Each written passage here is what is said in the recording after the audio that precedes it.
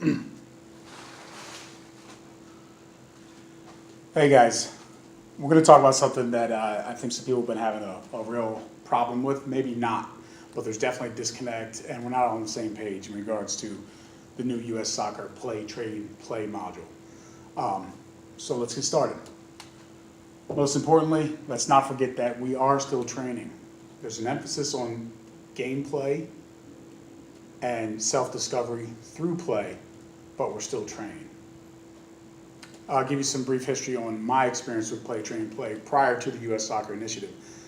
For the past 2 seasons, my team that I work with, my fellow coaches, we would begin every session with a game portion. And the reason we would do that is trying to get away from what most coaches, most players did way back in the day, and a problem that this initiative is really trying to address. A player would get to practice, they put their boots on, walk out on the field, maybe kick a couple balls into the goal, do some partner passing, stand in a line. Then they get into some more technical things and start to ramp up the practice. 45 minutes into the practice, now they got an actual working heart rate, and they're starting to get touches at a level conducive to learning. What we've done, we've started every session right from Jump Street with a game. It gets their heart rate going. They compete right as the practice starts. And in theory, what that does is create a situation where we get to a match and they're ready to compete from the first whistle. How many times have we had teams that we say, oh, we start slow. So maybe in an environment on the training pitch where we can compete right at the beginning of practice and it means something at the beginning of practice, maybe it'll elevate the level of play at the beginning of our games. Play, train, play, as we've been using it at Spring Academy, has been a little confusing because we haven't seen much training, and it's true. So we need to make some tweaks. And I don't know if you guys all think, but we're not stuck to a 30 minute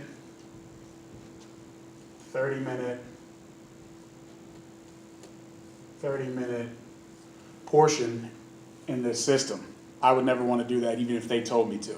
See, one of the things that as coaches you have to do is be able to make adjustments on the fly. So I'd like to see 15 minutes, 45 minutes, 30 minutes. And in this game portion, which I do like in the Play, Train, Play system, if you took the 4v4 grassroots, this would even be split in half, because we would go and have an actual halftime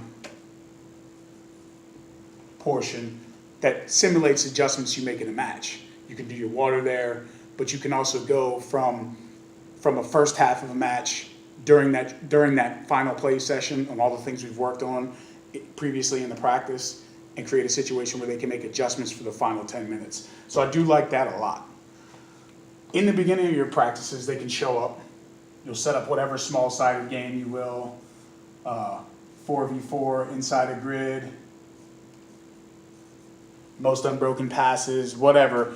Whatever game you set up here has to match your overall theme for the day in the 4 phases of a soccer match, which you learn in your 4v4 grassroots. I highly recommend all of us take that. 4 phases of the game: attacking, losing the ball, defending, winning the ball back. In a match, those 4 phases are constantly going on, and you're transitioning from one to another. Another good exercise is getting your team to watch a match and identify those different phases of the game. It's really eye-opening for your players. So in the beginning, you set up your play session. 15 minutes I recommend, could be 10, could be 20, depending on what you're trying to incorporate. And then we move into our second portion of practice, our training portion. This is when you can get in your technical work. I think a lot of us coaches are worried that U.S. Soccer and or our own club is telling us not to do any technical work. No. And if they were, as a coach, we have to make our own adjustments. But in this section, you can get your technical work in. You could start with some technical touches, some ball work, and then you get into your topic, whatever we do, moving into space, creating space. That could be our topic that we started with. We'll go with a technical portion in this area and then build off of that skill that we want to improve from this game to this game. So after we go through that first play training, which we all think has disappeared, but it hasn't, in our final portion, we then can say, how can we improve this match to this match? And we even get that built-in halftime adjustment period where we can encourage them to do the things that we've been working on.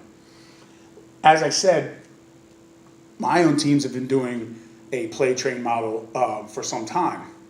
And I know from taking this grassroots course that I've learned also to focus our play portion in with our training session to our final play. That's what I've learned from it. And I really think this can be a good model.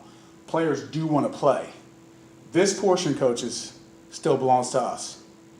This is theirs. We'll encourage, coach on the fly, let it develop, see what they did, and actually try to identify the areas for the players that we're going to train in that session. So play, train, play is a really good model. It gets the kids playing right away. There's no standing in lines. It's everyone's heart rate's going and learning. We're more engaged as coaches, and it can really be successful. I think a mistake that we have made as a club is not getting everybody together in the room and really going over this whole system initiative and approach to training. It's not that different than in the past where we start with a technical portion, small-sided, larger, and finish the goal. It's still the same issue. I think some of our coaches, like I said, have been worried that the technical portion is going to disappear. No, it's not. All these kids need to get their foot on the ball, and the technical side does not disappear. So if you have any questions, feel free to comment, send me a message, and anytime anybody wants to get together, we can go over it. But I really think this system, if we all just understand what we're trying to do and how we can use it, can be really good. And players get to play. So there you go, guys.